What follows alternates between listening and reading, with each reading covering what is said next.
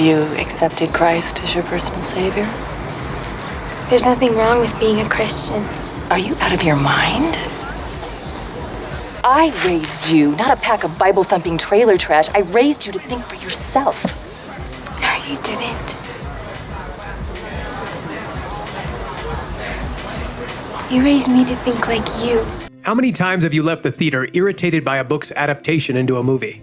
Oh my God. We so seldom encounter that problem in the opposite direction, where the film version of a story actually improves upon and spruces up the mediocrities and inconsistencies of a lackluster novel. But in 2002, White Oleander did exactly that. In fact, I've never seen a screenplay fix a more problematic and at times downright terrible source material so perfectly as I did with this 2002 adaptation. In other words, it's the best book-to-screen transition I can find in the 21st century. The reason for titling this video essay Hideous Redemption is twofold.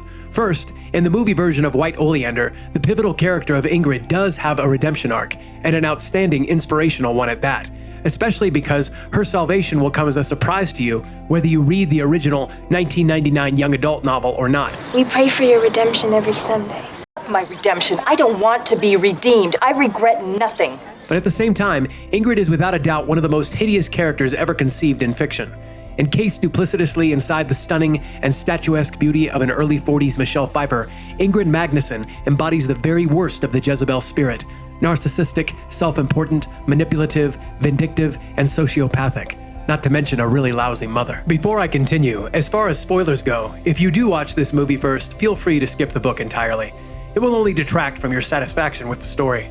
Similar to the way that The Last of Us Part 2 will completely ruin your experience of The Last of Us Part 1, unless you're looking to juxtapose the two versions like I'm doing here, for analysis. However, standing alone, the movie White Oleander definitively deserves a firm spoiler warning. It's brilliant and beautiful from start to finish, a criminally underrated masterpiece of filmmaking, and I wouldn't want to ruin it for anybody. Getting back to the title, the second reason for my use of the word hideous concerns the ending of the original novel, which, unlike the movie, does not offer Ingrid any chance for redemption. We could even say she's robbed of the opportunity. It's hideous as a literary decision because it seems to negate the very reason for Ingrid's existence in the first place.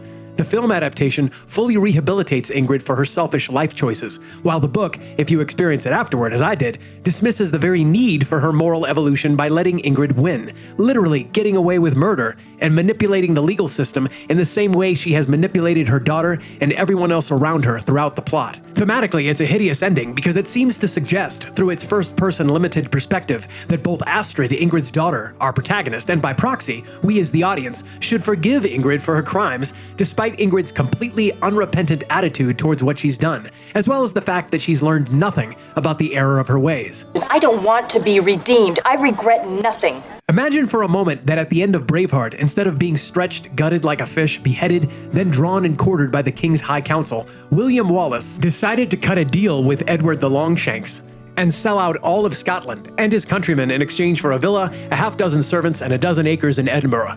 That's how jolted I felt going from the end of the movie to the end of the book with White Oleander. I'm going to cover two reasons why the movie version is superior, and we'll theorize a bit with each one why the screenwriter and the director made such drastic changes to the source material. To quickly summarize, the simplest explanation of the plot is a single mother and her only daughter are living in California. Mom's an artist who passed on her abilities to the girl. Mom falls for a guy who, let's be honest, is dating her for the only reason 99% of guys date single mothers. And so it ends badly. After a few exploits in the bedroom, he kicks her to the curb. She gets so pissed that she kills him. She ends up in prison, forcing her innocent daughter, whose feelings she has neglected and dismissed all her life, into the foster system, where the girl goes through various trials, adopted by one dysfunctional family after the next. Everybody got that? Good! And that's where we get our first major deviation from the book to the movie: the guys, the male characters in the story. Like many YA novels with a female protagonist, Janet Fitch's book carries a slight, though not heavy-handed, feminist chip on its shoulder against men. It casts the usual jabs about fathers and husbands being unnecessary for a successful and happy family life, and with the exception of Paul Trout, who's not nearly as nuanced in the book as he is in the movie, every male in the novel version of White Oleander is either a horny predator, a cheating player, or a distant and detached indifferent husband.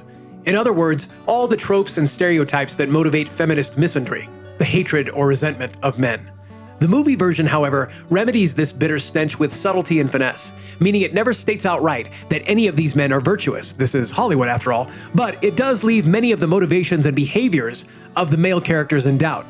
This is, of course, a woman's movie, seen through a woman's eyes. The men are peripheral, like moons orbiting a planet, and so everything we know about them is implied rather than expressed.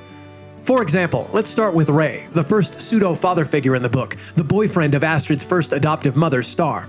On paper, the original Ray is physically desolate, a weathered Vietnam veteran pothead in his 50s, missing 2 fingers. Moreover, he's ethically repulsive, preying on Astrid, who's still technically a child, constantly petting her, smiling grotesquely, showing her all the wrong kinds of affection until she ultimately submits to him, and their affair, if you can call it that, begins in secret. If you were going to cast Ray accurately for a film, I'd picture a dark doppelganger of Jeff Bridges in True Grit. Coon hunting? This ain't no coon hunt. It is the same idea as a coon hunt. Don't come within 40 miles of being You were just trying to make your work sound harder than it is. But the movie flipped this script completely. They cast a handsome, masculine, and stoic Cole Hauser in his prime. Astrid develops a crush on him specifically because he reminds her so much of the insular rebellion she sees in her mother. And now this sinful relationship between Astrid and Ray is reversed into a Lolita story. She pursues him. She is the predatory temptress, doing everything she can to get them alone together, and inviting him towards her with all the subtlety of a sledgehammer. This isn't right. Until he finally breaks and capitulates. That doesn't make Ray's perverse decision any less abhorrent or contemptible, but it changes Astrid's story arc completely. Is everyone gone? So why the change? This was 2002. Hollywood was woke, but Warner Brothers still understood the importance of not vilifying half their audience. So they avoided completely the grotesque stereotypes which feminists conceive about men. And reversing their roles in the seduction grants Astrid both agency and culpability in this plot point, rather than portraying Ray as cartoonishly diabolical.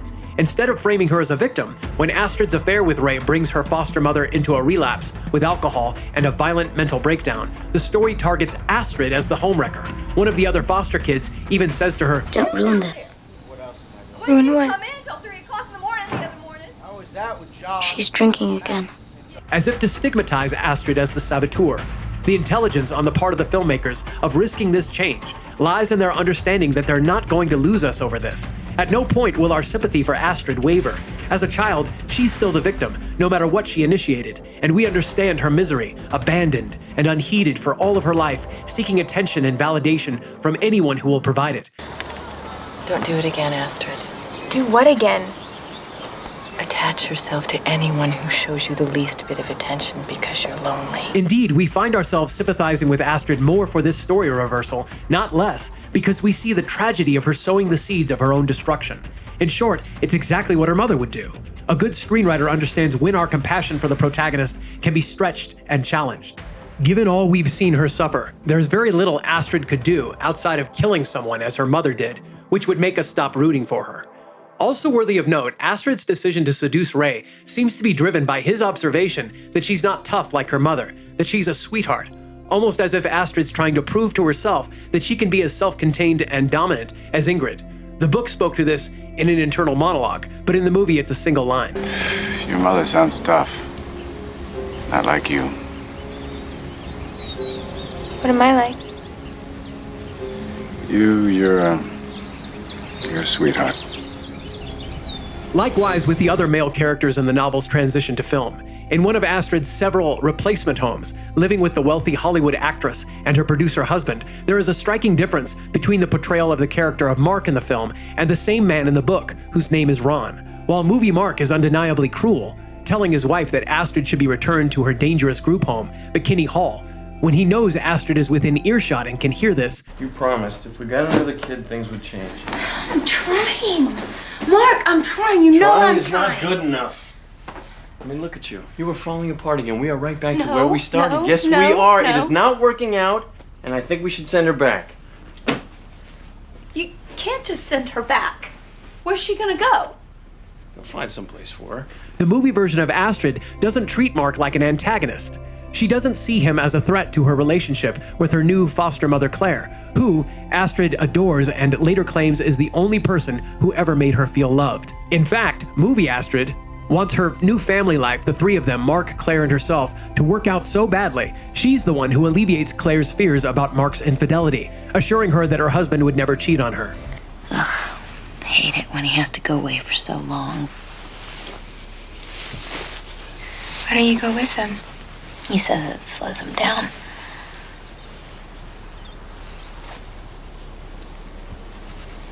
I think it's because he's having an affair.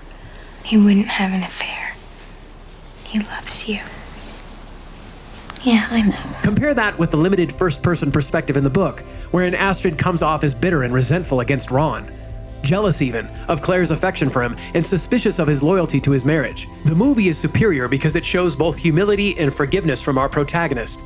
Astrid at 17 is more mature and worldly than Mark and Claire combined. Even the character of Barry Croker, the murder victim, is better humanized by the movie than the book. Astrid comes to his defense several times in the film, never justifying, as she does subtly at times in the novel, her mother's premeditated murder of the man. Man's ability to reason is evil. Am I evil? No. No. But killing people who don't want you is evil. He might be mad. If he knew you sent me away because you were jealous, you're trying to make him a prisoner. He's gonna hit you. What do you know about men? I know that men don't like women who try to own them. Do you believe in God now? Maybe it's not such a bad thing to believe in something. It's better to know things. Why? What does knowing things get you? Does it tell you the difference between right or wrong? She didn't kill that guy alone. I knew what my mother was doing, you know? I could have saved his life, but I didn't. A big takeaway you'll earn from studying both versions of Oleander is that Book Astrid is constantly indulging in her dark side, at times even embracing and celebrating the terrible destruction she causes for other people by emulating her mother's predatory behavior. But movie Astrid pushes back against her own sociopathic tendencies constantly, struggling in every scene to keep her faith in the people who claim to love her, and not allow herself to become cynical and bitter. This movie knows better than to lose its audience like that. People go to the cinema to see broken people fixed and proud people humbled. If this movie was made 20 years later than it was, say 2022, and adapted for the screen by Phoebe Waller-Bridge, the story would frame Ingrid as the hero Ingrid thinks she is, instead of the pathetic, self-aggrandizing, and melodramatic hypocrite which Astrid comes to see her as. We're both in prison, you and I, punished for our strength and our independence. Don't forget who you are. The best part of me is well hidden, and you have to do the same. What a crock of shit. Given all these positive changes to the male characters, it would be safe to presume the movie screenplay was penned by a man. And while there is a strong male presence behind the camera, including the producers and the director, it was a woman named Mary Agnes Donahue who wrote the adaptation. She's also responsible for the equally compelling movie Beaches. Its stellar female writers like Donahue, approaching romantic relationships with intentional precision and egalitarianism, who provide us with cinema, which, while intended for women, is nevertheless appealing to both sexes. Disney, take note. You can make a man the source of conflict for a woman without emasculating or demonizing him. No shit. Now to close, let's talk about the two endings, because this was the part that truly floored me when I read the last chapter of the book. This is where the two versions of the story deviate into completely opposing directions. In the greatest scene of the movie, the one that should have earned each woman an Oscar but did not, Ingrid is so disgusted by Astrid's final physical transformation that she says, I hate this look, by the way. You're a Sunset Boulevard motel, a $20 hooker in the back of a car. This is the confrontation we've been waiting over an hour to see, and the stakes are high. Ingrid wants Astrid to testify for her in court at her appeal, to lie for her and either get her sentence reduced, or ideally, convince a judge to set her free. Keep in mind, in both versions, book and movie, Astrid knows her mother committed premeditated murder. She was a willing accomplice. Astrid agrees to lie on the condition that her mother, for once, tell her every truth about her life, about Barry, her own father, and the mysterious woman Astrid faintly remembers taking care of her for a year while her mom was gone. Who is that? I don't know. You draw her all the time. I think her name was Annie. She's someone I remember. I don't know who she was. Ingrid submits to this, and they have a deal. But just before Astrid gets up from the table, repulsed by her mother's selfishness and guile, Ingrid pushes one step too far, and we get this extraordinary exchange. I knew you were gonna kill Barry, but you didn't even care. You didn't give a damn about what that would do to me. I'll say whatever Susan wants me to say, but I gotta get out of here. No. You don't just walk away from me. I made you. I'm in your blood. You don't go anywhere until I let you go. Then let me go.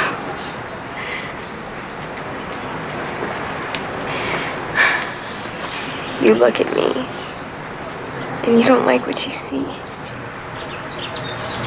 This is the price, Mother. The price of belonging to you. If I could, I'd take it all back. I would. And tell me you don't want me to testify. Tell me you don't want me like this.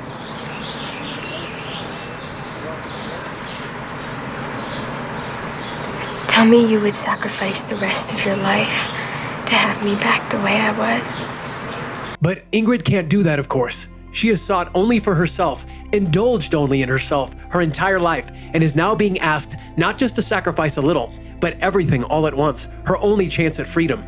Astrid checked her arsenal and chose the nuclear option, skipping past every other weapon. It's all or nothing.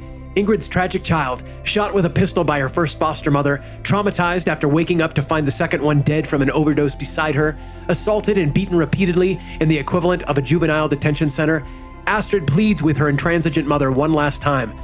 Don't make me lie for you. Sacrifice the rest of your life for the sake of teaching me just once how to do the right thing. Show me you're better than the monstrosity you've demonstrated all my life. Ingrid claims she wants to fix the past for her daughter. She says, If I could, I'd take it all back. I would. And Astrid has just explained to her exactly how to do that. The question is Ingrid truly willing to pay that price? Or is it yet another empty gesture on her part? Even though this confrontation is similar, if long-winded and a bit tedious in the book, in either version, the moment means absolutely nothing without Ingrid's final decision to sacrifice her freedom at the courthouse. Redemption is about accepting your price and then paying your price. Darth Vader had to die to save his son from electrocution. William Wallace had to be tortured and executed to redeem himself for Marin's death. Tony Stark had to succumb to his wounds and pass away to redeem himself for a lifetime of greed and exploitation.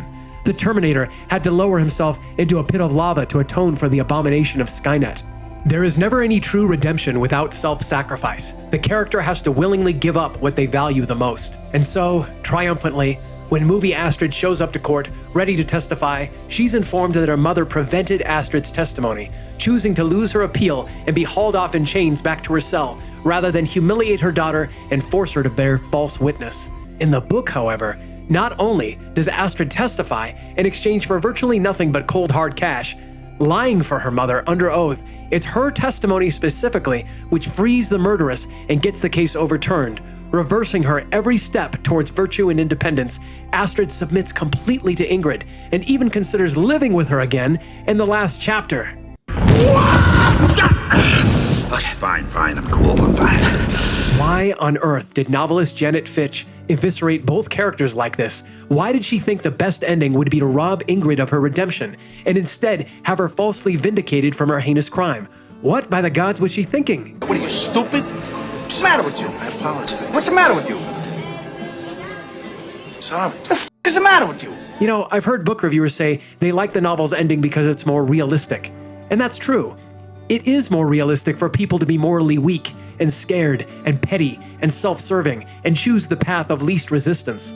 But that's called watching the news. Blah, blah, blah, me, me, blah, blah, blah, blah, blah, me, me, me. Thank you. The purpose of dramatic fiction is to elevate ourselves above our base nature, to be transported and inspired, to see characters make the hardest and bravest choice, to act as we wish we could in their stead, even if deep in our hearts we consider ourselves to be cowards. And I realize I'm probably in the minority here. Fans of the book will no doubt say, in addition, that Ingrid already paid the requisite price of redemption by suffering in prison. And maybe if she served her 35 years and emerged as a senior citizen, I could accept that and agree with it. It's the manner of escape which is revolting and unredeemable, that through a celebrity lawyer, Ingrid gets away with murder and establishes herself as a celebrated artist. It's hideous that Ingrid never truly has to sacrifice anything to redeem herself. In Astrid's eyes, that's what makes the book so lamentable. Even if you changed nothing else in the movie version of the story up until the last scene, let's say Ingrid spared Astrid from testifying, but somehow fooled a judge into believing she was innocent all on her own, all of her own volition. That's still an abysmal ending that robs either woman of any redemption because Ingrid still had to lie. She still forsakes responsibility for the one decision that ruined Astrid's life for so long by blaming someone else. If you made it to the end, I thank you for listening. And whether you agree or disagree with my assessment here, I'd love to hear your comments either way. I do not need a 40-year-old white dude to tell me what didn't work for him about White Oleander. It wasn't made for him. Yeah, I know that one's coming. Go ahead, bring it on. And if you'd like to hear my take on the consequences of Hollywood's emasculation of iconic heroes, click on the video on your screen right now.